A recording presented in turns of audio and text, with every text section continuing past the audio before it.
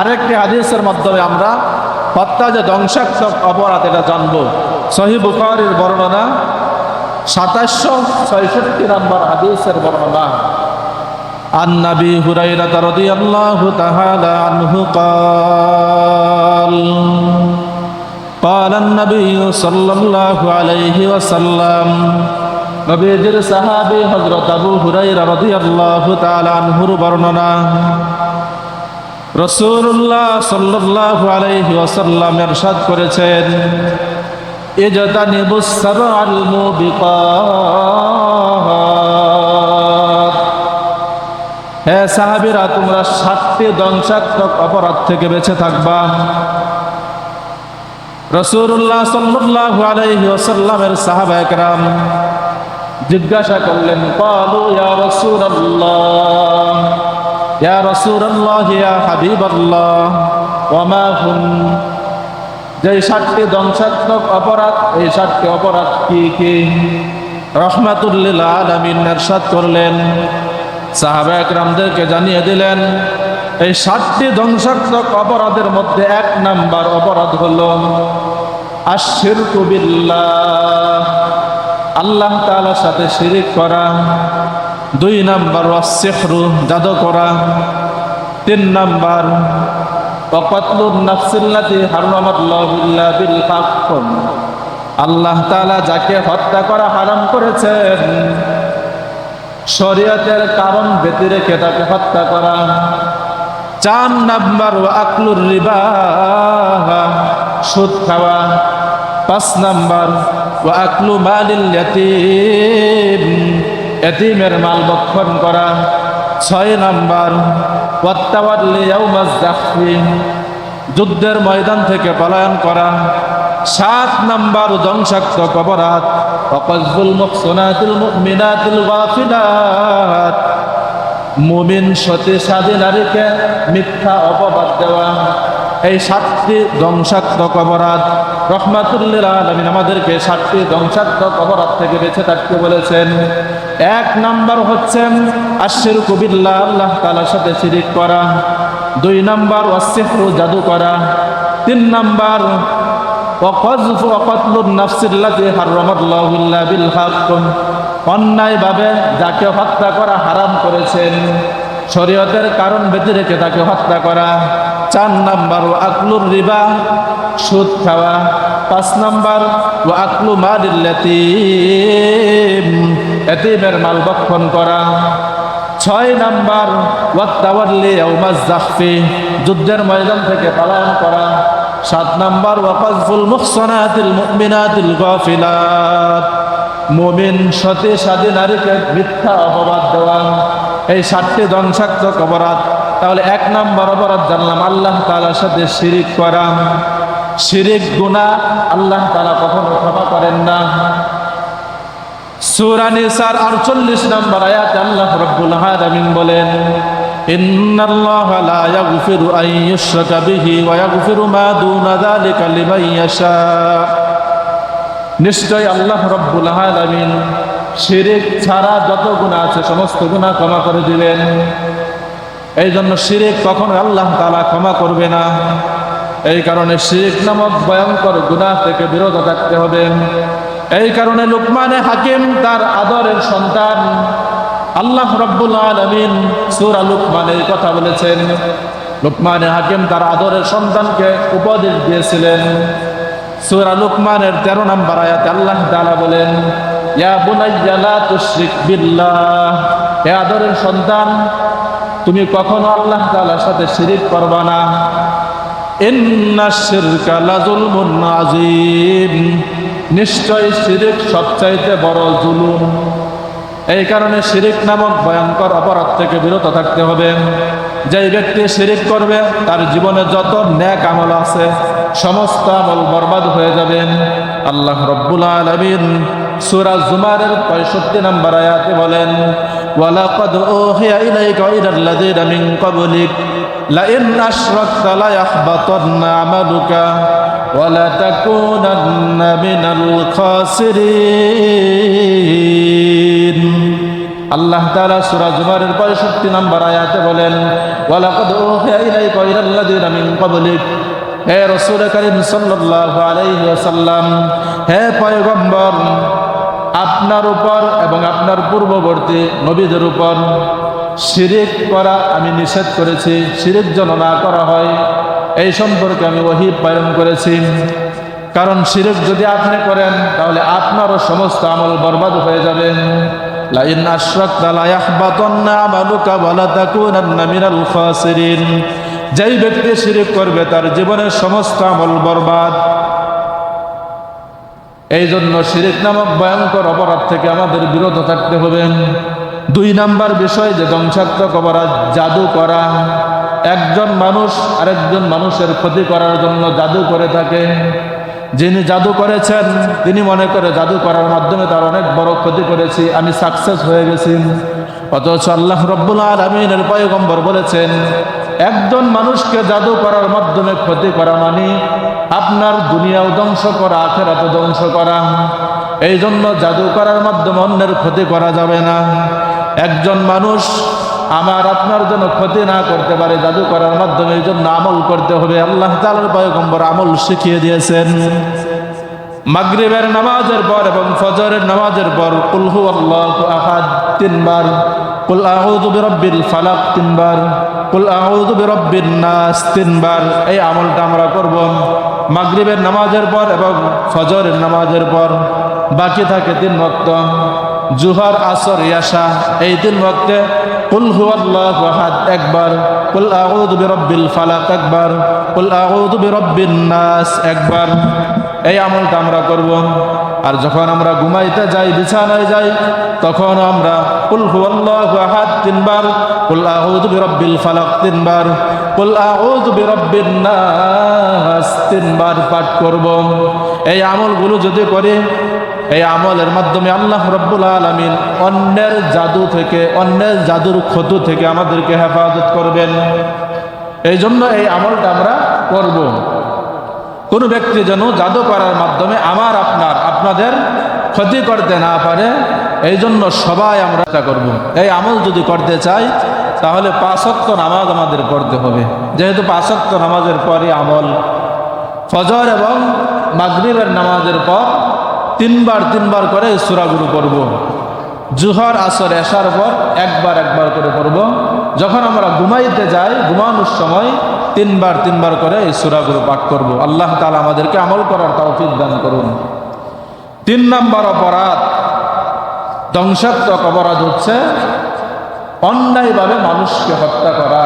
এই সম্পর্কে গত সপ্তাহে অনেক আলোচনা শুনেছেন, আজকেও শুনেছেন। এই জন্য এই অপরাধ আমরা কখনোই করব না, মানুষকে হত্যা করব না।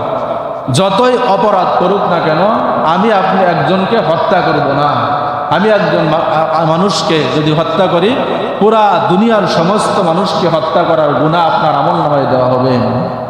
আর একজন মানুষকে যদি আমি আপনি বাঁচায়া দেই হত্যা থেকে, মরণ থেকে, তাহলে পুরা দুনিয়ার সমস্ত মানুষকে বাঁচাইলে যেই পরিমাণ সওয়াব, এই পরিমাণ সওয়াব আপনার আমলনামায় আল্লাহ তাআলা লিপিবদ্ধ করে দিবেন।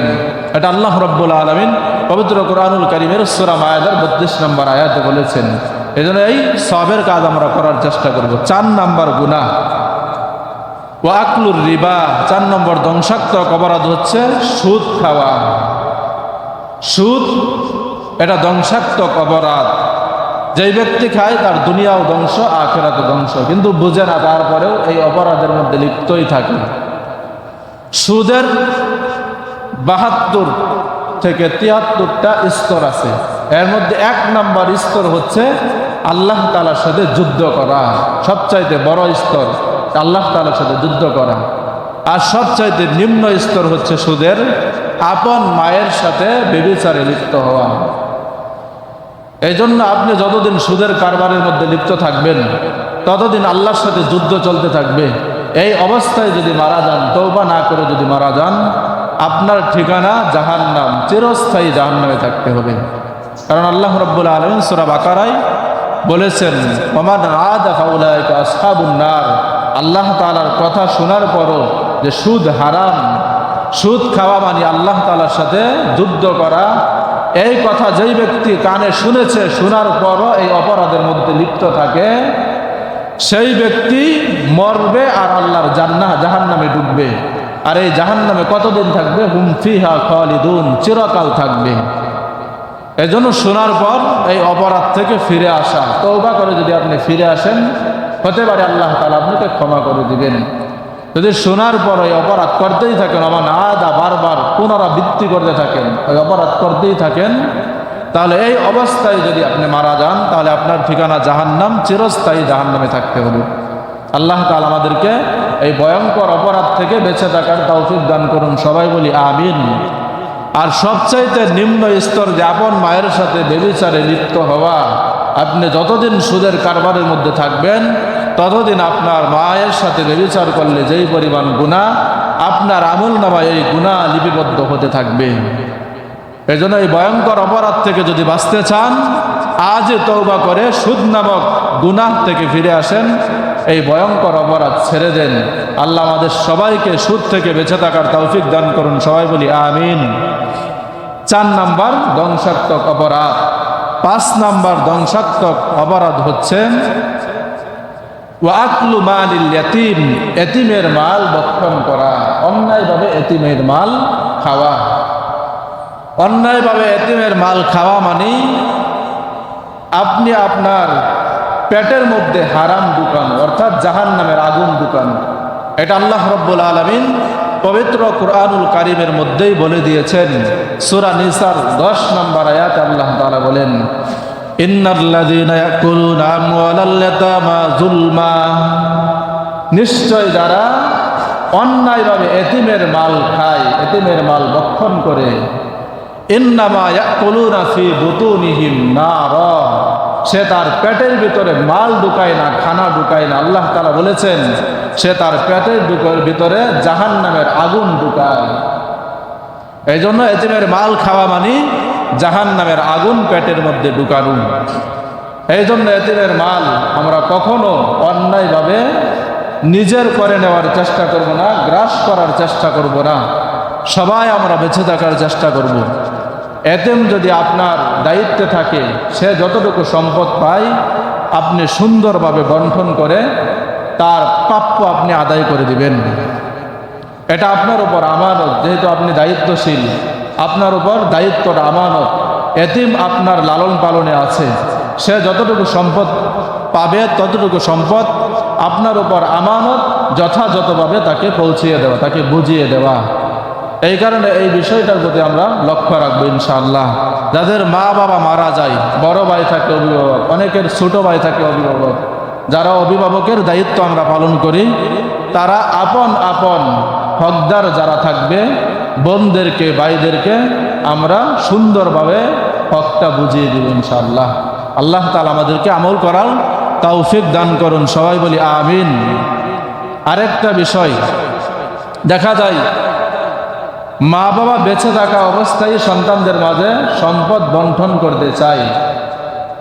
মা বাবা বেঁচে থাকা অবস্থায়, মা হোক অথবা বাবা হোক অথবা উভয়ের সম্মতিক্রমে যদি সম্পদ সন্তানদের মাঝে বন্টন করা হয়, তাহলে শরীয়তের নির্দেশ হচ্ছে এখানে আপনি বেঁচে থাকা অবস্থায় যদি আপনার সন্তানদের মাঝে সম্পদ বন্টন করতে চান, তাহলে সবাইকে সমান দিতে হবে। সবাইকে কি করতে হবে? সমান দিতে হবে। আর যদি আপনি মারা যাওয়ার পর সম্পদ বন্টন করে আপনার সন্তানরা, তাহলে ভাই যা পাবে ভাইয়ের অর্ধেক পাবে বোন। যদি আপনি জীবিত অবস্থায় আপনার সন্তানদের মাঝে সম্পদ বন্টন করতে চান, তাহলে সমান দিতে হবে। একজনকে একটা গড় করে দিয়েছেন, 5 লক্ষ টাকা লেগেছে, আরেকজনকে এই গড়ের অনুমান স্বরূপ টাকাও দেন নাই, কিছুই দেন নাই, সম্পদগুলো সমান হারে ভাগ করেছেন। এটা আপনি জুলুম করলেন, একজনের উপর জুলুম করলেন, আরেকজনকে আপনি জিতায় দিলেন। এই জুলুমটাই কাল কিয়ামতের ময়দানে আপনি জাহান্নামে যাওয়ার জন্য যথেষ্ট, আর কিছুই লাগবে না। আপনার নামাজ, আপনার রোজা, আপনার হজ, আপনার জাকাত সবগুলো এক পাল্লায় রাখা হবে। আপনি যে জুলুম করেছেন, একজন সন্তানের উপর যে জুলুম করে একজনকে কম দিয়েছেন, আরেকজন বেশি দিয়েছেন, এই জুলুমটাই আপনার জাহান্নামে যাওয়ার জন্য যথেষ্ট, আর কিছুই লাগবে না। আপনার নামাজ সব বাতিল হয়ে যাবে, আপনার হজ এটা কোনোভাবেই কাজ হবে না, আপনার যাকাত, আপনার আরও যত অন্যান্য ন্যাক আমল আছে সমস্ত ন্যাক আমল বরবাদ হয়ে যাবে। একজন সন্তানকে যে বেশি দিয়েছেন, আরেকজনের উপর আপনি অন্যায়ভাবে কম দিয়েছেন, এটার জন্যই আপনার জাহান্নামে যেতে হবে। এই জন্য এই ক্ষেত্রে আমরা অবশ্যই লক্ষ্য রাখব, এই বিষয়টার প্রতি লক্ষ্য রেখে আমরা সম্পদ বন্টন করার চেষ্টা করব। আর শরীয়তের দিক নির্দেশনা মোতাবেক কিছু ক্ষেত্রে এটা কম বেশি করা যায়। যদি মনে করেন আপনার 4 জন ছেলে সন্তান আছে, একজন সন্তান নেশার মধ্যে লিপ্ত, মদ, জুয়া, বিভিন্ন আল্লাহ তাআলার যে নিষেধীয় হুকুম আছে এগুলোর মধ্যে সে লিপ্ত, সে সবসময় জুয়া খেলে, সে নামাজ কালাম কিছুই পড়ে না, সে মদ খায়, গাঁজা খায়, এই সমস্ত অপরাধের মধ্যে লিপ্ত আছে। এখন যদি তাকে আপনি সমান দেন, তার টাকাটা এই অপরাধের মধ্যেই যাবে। এই ক্ষেত্রে আপনি বিজ্ঞ মুফতি ওলামা একরাম যারা আছে, ইফতা বোর্ড যেখানে আছে, তাদের সাথে সমস্ত বিষয় সুন্দরভাবে উল্লেখ করে কি কি অপরাধের কারণে আপনি আপনার এই সন্তানকে কম দিতে চাচ্ছেন, এগুলো সুন্দরভাবে বর্ণনা করবেন। বর্ণনা করার পর দেখা যায় একটা বিষয় এদিক সেদিক হওয়ার কারণে মাসআলার দিক পরিবর্তন হয়ে যায়। এজন্য সব বিষয় সুন্দরভাবে খুলে বলে লিখিতভাবে এই বিষয়টার উপর বড় বড় মুফতি সাহেব যারা আছে, ইফতা বোর্ড যেখানে আছে, তারা বিবেচনা করবে, চিন্তা করে আপনাকে ফতোয়া দিবে যে এই ক্ষেত্রে আপনি কম দিতে পারবেন, আর এই ক্ষেত্রে আপনি কম দিতে পারবেন না। এই সমস্ত ক্ষেত্র যদি থাকে তাহলে কম দিতে পারবেন, আর যদি এই সমস্ত ক্ষেত্র না থাকে তারপরেও নিজেই অনুমান করে দিয়ে দিবেন একজনকে বেশি একজনকে কম, তাহলে জুলুম হবে। ইফতা বোর্ড থেকে ফতোয়া আনতে হবে, লিখিতভাবে ফতোয়া এনে ওই ফতোয়া অনুসারে আমল করতে হবে। তাহলে এই ফতোয়া অনুসারে যদি আমল করেন তাহলে কোরআন সুন্নাহর উপর আমল হবে। এই ক্ষেত্রে আপনি ধরা খাবেন না, এই ক্ষেত্রে আপনি পার পেয়ে যাবেন। এই জন্য সম্পদ বন্টনের ক্ষেত্রে আমরা অবশ্যই এই বিষয়টা লক্ষ্য রাখব। দেখা যায় আরেকটা বিষয় এরকমও থাকে, একজনের সংসার 2টা থাকে, একজন 2টা বিবাহ করেছে। কথার কথা, আগের ঘরের সন্তান আর পরের ঘরের সন্তান, এদের সাথে আচার ব্যবহার এবং কথাবার্তা সব আকাশ পাতাল থাকে, অথচ তারাও আপনার সন্তান। এখানে শরীয়ত তো নির্দেশ দিয়েছে আপনি যদি সমতা রক্ষা করতে পারেন তাহলে দ্বিতীয় বিবাহের অনুমতি আছে, আর যদি আপনি সমতা রক্ষা করতে না পারেন আপনি একটা নিয়েই থাকেন, 2টা করার অনুমতি নেই। এজন্য দুজনের ক্ষেত্রে ইনসাফ করতে হবে। এখন আগের ঘরের সন্তানকে আপনি কিছুই দেন না, যেহেতু তার মা নাই, এই কারণে হয়তো বিবাহ আরেকটা করেছেন, অথবা 2টাই করেছেন, দুজনই আছে, কিন্তু আগের সন্তানকে, আগের স্ত্রী, আগের ঘরের যারা আছে তাদেরকে দেখাশোনা করেন না, শুধু পরেরটা নিয়েই করে আসেন। এই ক্ষেত্রেও আপনি জুলুম করতেছেন। কিয়ামতের ময়দানে আল্লাহ তাআলার দরবারে জালেম হিসেবে উঠবেন। আর আল্লাহ রাব্বুল আলামিনের পয়গম্বর বুখারীর হাদিসের মধ্যে বলেছেন, আয-যুলমু যুলুমাতু ইয়াউমাল কিয়ামা, কিয়ামতের ময়দানে জুলুম অন্ধকার রূপ ধারণ করবে। আর এই অন্ধকার রূপের মাধ্যমে আপনি অন্ধকার দিয়ে হাঁটতে থাকবেন, হাঁটতে হাঁটতে আপনার ঠিকানা হবে জাহান্নাম। এজন্য এই ক্ষেত্রেও আপনার ইনসাফ করতে হবে। আপনার আগের ঘরে সন্তান আছে 2 জন, পরের ঘরে সন্তান অনেকজন আছে, আগের ঘরে স্ত্রী মারা গেছে অথবা আছে, উভয়ের ক্ষেত্রে যদি আপনি সন্তানদের সম্পদ বন্টন করতে চান সবাইকে সমান দিতে হবে। তারাও আপনার সন্তান, তারাও আপনার সন্তান। কিন্তু দেখা যায় পরের ঘরের সন্তানকে সব কিছু দেয়, ঘর বাড়ি করে দেয়, যা কিছু লাগে সব দেয়, আগের ঘরের সন্তানদের কিছুই দেয়। এই ক্ষেত্রে জালেমের কাঠগড়ায় আপনার দাঁড়াতে হবে। আপনার নামাজ, আপনার হজ, আপনার যাকাত সহ আরো যত নেক আমল আছে, রোজা, এই প্রত্যেকটা নেক আমল কাল কিয়ামতের ময়দানে আপনাকে জাহান্নাম থেকে বাঁচাতে পারবে না। আপনি জুলুম যে করেছেন, এই বান্দার হক, আল্লাহ বান্দার হক কখনো ক্ষমা করবেন না। নামাজ পড়া আল্লাহর হক, যাকাত দেওয়া আল্লাহর হক, হজ করা আল্লাহর হক, রমজানের রোজা রাখা, এগুলো প্রত্যেকটা আল্লাহ তাআলার হক। আল্লাহ চাইলে এগুলো আপনাকে ক্ষমা করে দিতে পারেন আপনি যদি ক্ষমা চান, কিন্তু বান্দার হক আল্লাহ কখনো ক্ষমা করবে না, বান্দার থেকেই আপনার ক্ষমা করে নিতে হবে। এজন্য আপনার সন্তান মানে আপনি তার উপর জুলুম করবেন, এই অধিকার আপনাকে দেয়া হয় নাই। আল্লাহর এত ক্ষমতা, তারপরে আল্লাহ নিজের উপর জুলুম হারাম করেছেন। এই জন্য জুলুম কখনোই করা যাবে না।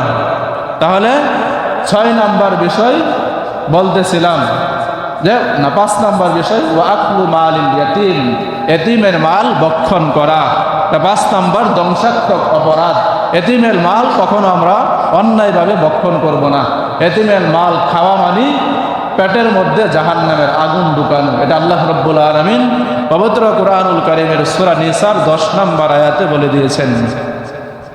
6 নম্বর বিষয় ওয়াত্তাওয়াল্লি ইয়াউমাজ যাহফি, যুদ্ধের ময়দান থেকে পলায়ন করা।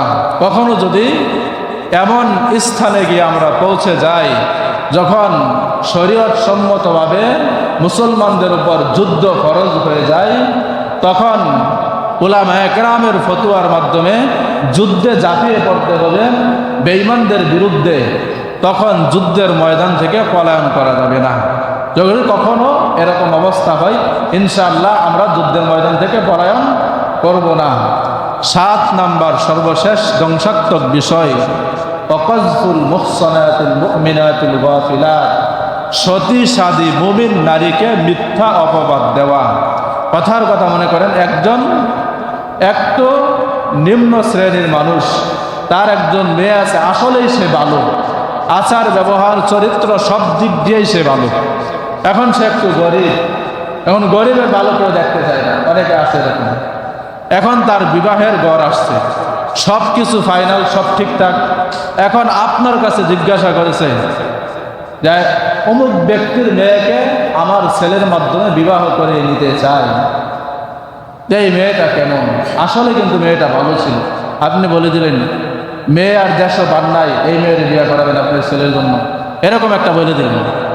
অথবা বলে দেন সর্বনাশ, এরে যদি বিয়ে করান তাহলে খবর খাবে, অথচ মেয়েটা কিন্তু ভালো ছিল। এই জন্য সতী সাদী মুমিন নারীকে আপনি মিথ্যা অপবাদ দিলেন, এটা হচ্ছে ধ্বংসাত্মক অপরাধ। এই অপরাধ যারা লিপ্ত আছেন, এই অপরাধ থেকে অবশ্যই বিরত থাকতে হবে।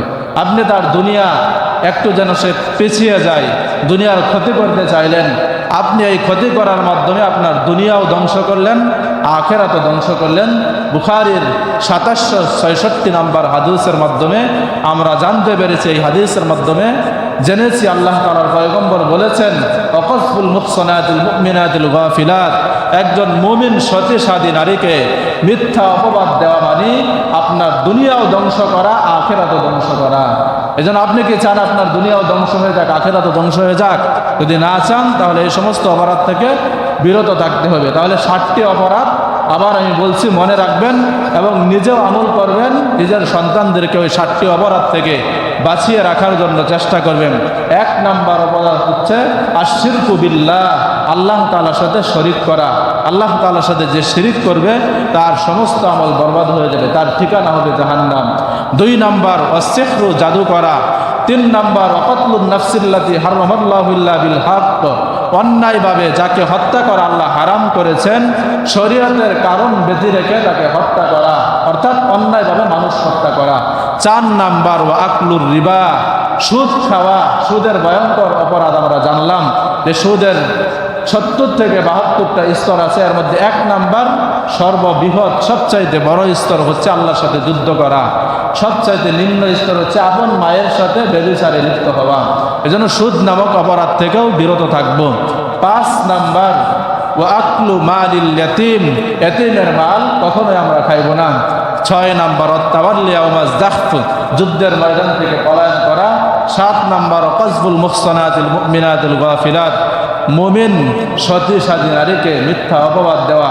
এই 7টি ধ্বংসাত্মক অপরাধ থেকে আল্লাহ রাব্বুল আলামিন আমরা যেন বেঁচে থাকতে পারি, আমাদের সবাইকে তৌফিক দান করুন। সবাই বলি আমিন।